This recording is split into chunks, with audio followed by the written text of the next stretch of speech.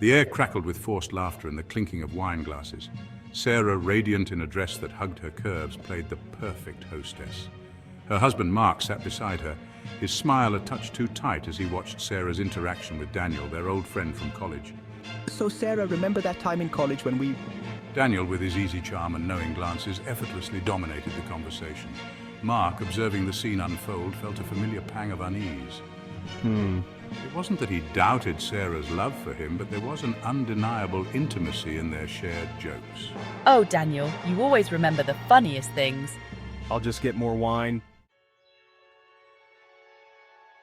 The next morning, the tension from the previous night lingered in the air. Mark tried to shake off the feeling, but the image of Sarah and Daniel, their heads thrown back in laughter, replayed in his mind. What's wrong, Mark? You've been acting strange all morning. It's nothing. He mumbled, retreating further into himself. The unspoken question hung heavy in the air. Could their marriage withstand the weight of an innocent friendship? Days turned into weeks, and the tension between Mark and Sarah only seemed to escalate. The spectre of Daniel loomed large, his name a constant source of unspoken conflict. Why does she laugh like that with him? He knew his behavior was irrational, even possessive, but he couldn't help it. One evening, while scrolling through Sarah's phone, Mark stumbled upon a seemingly innocuous text from Daniel. Thinking about that time What the hell is this? The confrontation, when it finally came, was explosive. Accusations were hurled like grenades, each word laced with pain and resentment. Sarah, shocked and hurt by Mark's distrust, defended her friendship with Daniel. You expect me to believe that? Men and women can't be just friends. Mark, blinded by jealousy, refused to believe her. That's archaic and sexist. Daniel is just a friend, and I won't apologize for having him in my life. The argument raged on, a tangled mess of hurt feelings and unspoken fears. Why can't you just trust me? The seeds of doubt and jealousy continued to grow, threatening their marriage. In the aftermath of the fight, a heavy silence descended upon their home. The air was thick with unspoken words and unresolved emotions, creating an almost palpable tension. I can't believe what I've done. My jealousy has poisoned everything. I let my insecurities get the best of me, and now I've hurt the person I love the most. Mark, consumed by guilt, realized the extent of his irrational behavior. He saw the pain in Sarah's eyes and knew he was the cause. The weight of his actions bore down on him, making it hard to breathe. I need to apologize, to take back those hurtful words. But is it too late? Can I ever make things right again? Or have I lost her trust forever? He yearned to apologize, but the damage was done. The words had been said, and the wounds were fresh. He feared that no amount of remorse could heal the rift he had created. How could he not trust me? How could he doubt my loyalty after everything we've been through? How could he not see my perspective? I've always been honest and open with him. Why couldn't he see that? Sarah, deeply hurt, retreated into herself, building walls to protect her heart. She felt betrayed and alone, questioning the very foundation of their relationship.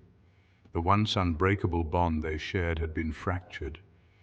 The love and trust that once held them together now seemed fragile and uncertain. Is this friendship worth the potential destruction of my marriage? Can I salvage what we had, or is it too late to turn back? Mark grappled with the consequences of his actions. He knew he had to make a choice, but the path forward was unclear and fraught with uncertainty. Was the price of this so-called friendship worth the potential destruction of his marriage? The answer weighed heavily on his mind as he pondered the future of their relationship. Weeks later, a semblance of normalcy returned to their lives. The days were filled with routine activities and the nights were quieter, almost serene.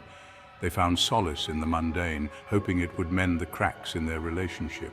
Mark, determined to salvage their marriage, swallowed his pride and apologized for his behavior.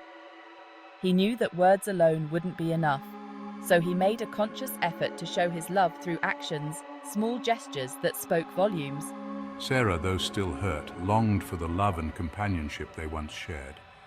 She reminisced about the early days of their relationship, the laughter, the dreams, and the promises they made to each other. Yet a shadow lingered over their newfound peace. The unspoken tension was palpable, a constant reminder of the fragility of their bond. Despite my promises, I couldn't shake the feeling of unease whenever Daniel's name was mentioned. It was as if his presence loomed over us, an invisible barrier between Mark and me. As Sarah, sensing his discomfort, made a silent decision.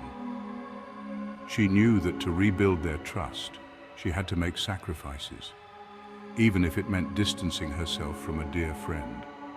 She would limit her contact with Daniel, not because she believed she had done anything wrong, but to protect the fragile peace they had rebuilt.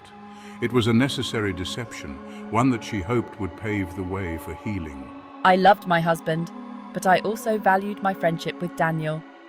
It was a difficult balance to maintain, and I often found myself torn between loyalty and love. And in the quiet moments of reflection, she couldn't help but wonder if this was the price of commitment. The sacrifices, the compromises, and the silent battles fought within the heart.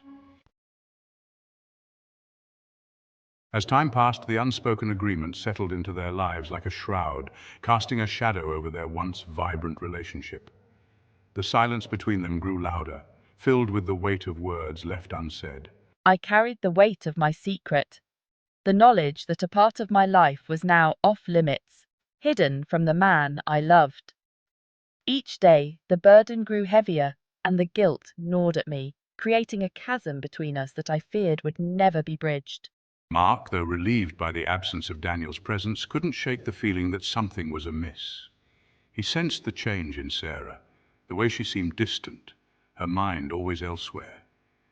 It was as if a part of her had drifted away, leaving him to wonder what he had lost. I noticed the subtle changes in Sarah, the forced smiles, the withdrawn silences, the flicker of sadness in her eyes. It was clear that something was troubling her, something she couldn't or wouldn't share with me. The distance between us grew, and I felt helpless to bridge the gap. And in that realization, he understood that the true cost of their reconciliation was not the absence of Daniel, but the presence of secrets. The unspoken truths that now lay between them were like invisible walls, keeping them apart even as they sat side by side. The foundation of their marriage, once built on honesty and transparency, was now reinforced with unspoken truths and carefully constructed facades. The love they once shared was now overshadowed by the secrets they kept, and the weight of those secrets threatened to tear them apart. The story of Sarah, Mark, and Daniel is not unique. It's a tale as old as time, a cautionary reminder of the complexities and potential pitfalls of cross-gender friendships within a marriage. The truth is, men and women view friendship differently. Men, wired for competition, often struggle to reconcile their partner's emotional connection with another man. Women, socialized to prioritize relationships, may underestimate the intensity of their male friends' feelings. It's crucial to acknowledge the potential for complications, to approach these relationships with honesty, respect, and a healthy dose of caution. The story of Sarah and Mark is just one example of the many complexities we face in our relationships. It serves as a reminder that love, while beautiful and fulfilling, can also be messy, unpredictable, and at times deeply unsettling. It's in these uncomfortable truths, these often avoided conversations, that we truly begin to understand the depths of human connection. And that, my friends, is what Man of Thoughts is all about. Exploring the raw, the messy, the often taboo aspects of love, relationships, and the human experience. Because sometimes, the most profound truths are found not in the happily ever afters, but in the messy, complicated realities of our everyday lives.